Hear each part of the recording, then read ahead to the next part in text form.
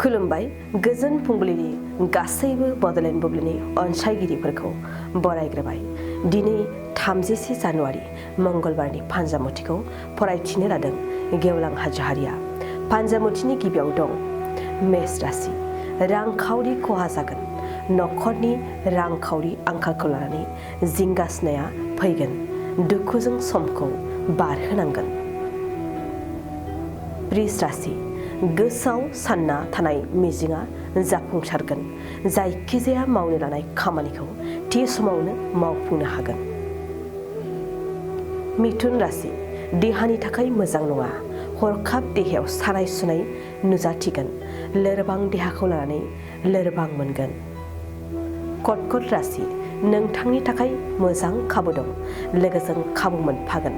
नाजानाय थायोब्ला हास्थायनायाबो जाफुंसारनायनि मिजिं दं। सिंह राशि। बिसि फिसायनि गेजेराव सुखु गोजोन थागोन। जेंनाफोरखौ जयै बोस्रांगोन। खोथा बाथ्राखौ फोरमायलायगोन। कन्या राशि। सांग्रां जा। गुबुनजों ओरैनो बांसाव जागोन। दिनैनि समाव नोंथाङा आंगो लोगोखौबो फोथायनायनि सिगां सानग्रो। तुला राशि।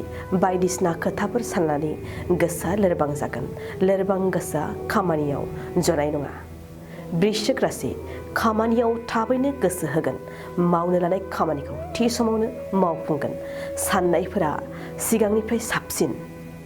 धनु राशि। नोंथांनि थाखाय मोजां सान। हरखाब माबा मोनसे मोननो हागौ। लटारिफोर लायोब्ला खाफाल जुफिनायनि मिजिं दं। मकर राशि।